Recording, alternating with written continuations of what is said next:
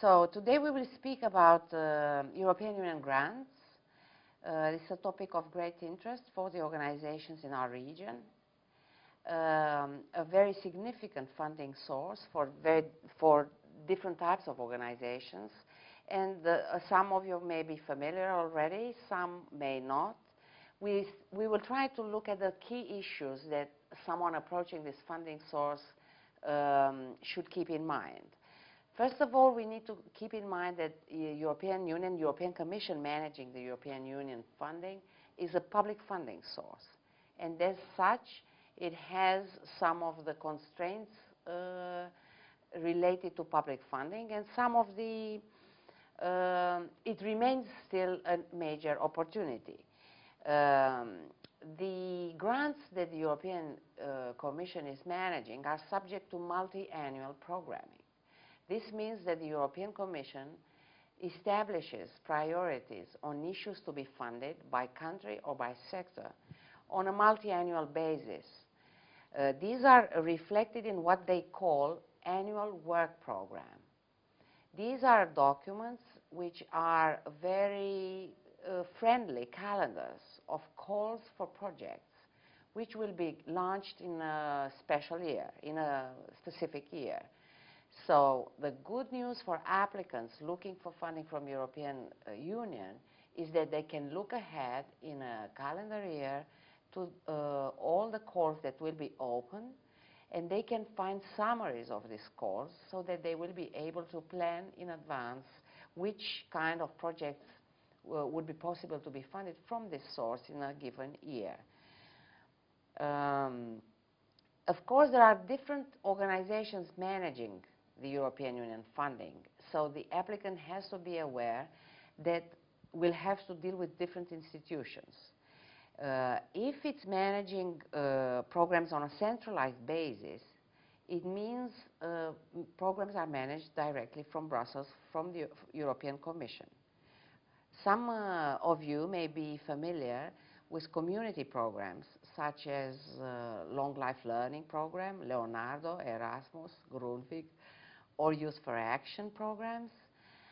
These are centralized community programs managed directly from Brussels, but they may also have a national component managed by a national youth or community programs agency. Other programs are decentralized, managed by national institutions in your countries, and therefore you will have to deal with national authorities in your countries. The good news about the European Union grant process is that it has very clear stages. Stages are very well followed by the respective institutions, so in this sense the process is predictable. Applicants have, though, to go through very detailed applicant packages which contain the calls for proposals details, and it's critical that they read all these details in order for their projects to qualify for European Union funding. They have to be careful in particular to a number of issues, such as the purpose of the call for proposals, which will tell you the objectives and the types of projects that would be funded. The eligibility rules, which would disqualify certain applicants, so it's one of the tests that you have to pass in order to receive the funding. The types of actions and the eligible costs. So there are calls for projects which will fund only particular types of actions or particular types of costs. Then the applicant has to review the evaluation criteria. Make sure you are aware of the criteria that the evaluation committees will use to review your proposal, and that you try to score as high as possible on each of these criteria. For instance, most of European Union calls for projects will evaluate positively partnerships. Others will, also most of them will look at the relevance of your proposal to a number of issues, such as the objectives of the proposal or the needs or the problems you are addressing. Follow carefully all instructions. you want to make a good project, but also a project which respects the format of the European Commission. Any breach of this format will disqualify your proposal. So be very careful at formal aspects of your proposal and respect all instructions given. So some of the key elements that you have to keep in mind when drafting your application is, as I was saying, the relevance of your action. Your action has to be relevant not just to the needs of your beneficiaries or the people you are serving, to the particular geographic community or territory you are addressing, but also to the political priorities and objectives of the European Commission and its partner national governments, which are reflected in documents such as guidelines for applicants. So your project may be relevant in general, but it has to be relevant to the particular call for project to which you are applying. So be careful that you read the objectives in the call. Make sure the problem that your project is addressing is very well explained with conclusive data and information. Provide as many details from the ground as possible and identify specific problems. Identify your target groups and final beneficiaries. And explain why your project is relevant to them, why it will make a difference to these people, why it is important for them. And refer explicitly to the priorities and requirements of the call. So explain to your evaluator why your project answers its requirements. Explain in its words how it will answer to that requirements. Then, of course, you have to be very clear and very rational in the logical steps of your project, and which is presented in a logical frame. That you have to explain what are the objectives of your project, what are your actions and expected results, and what is the relationship between the two, and how will your input generate these expected results. This is called the logical framework approach. It means you have to be logical about these relationships between inputs and objectives you expect to achieve. If you will have partners, which, as I said, sometimes is positively evaluated, make sure you have relevant partners, partners which will make an asset to your proposal, either in terms of good knowledge of the problem, so they know or they are organizations of the beneficiaries, or in terms of contributing to your implementation, knowledge of the field, expertise, or other resources. So not any partner is useful, just a partner which is a stakeholder to your problem or your objectives. So problem analysis is, as I was saying, the key phase of drafting your project.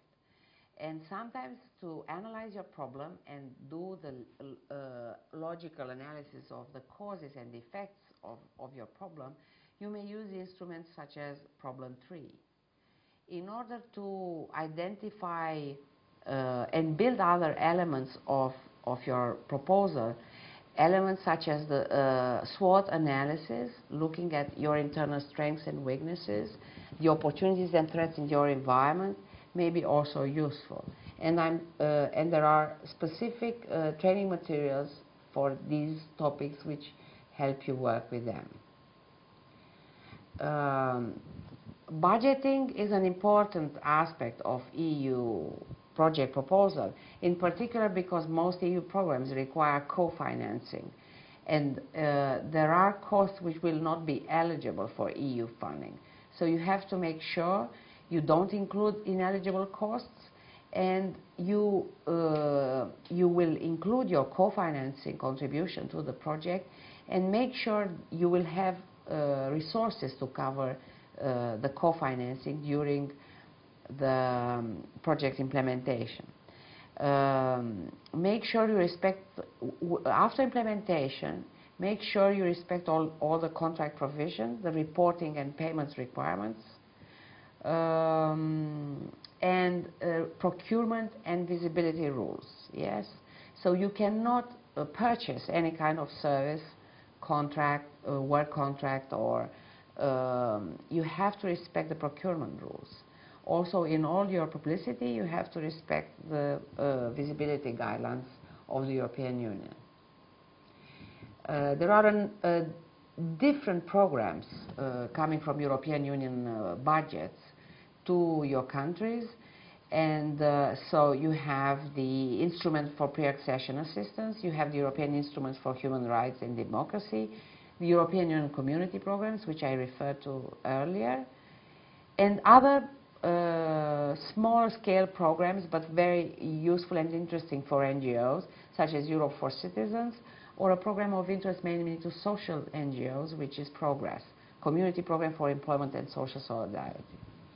So in order to do a fundraising plan from European Union, you need to do a mapping of these programs and see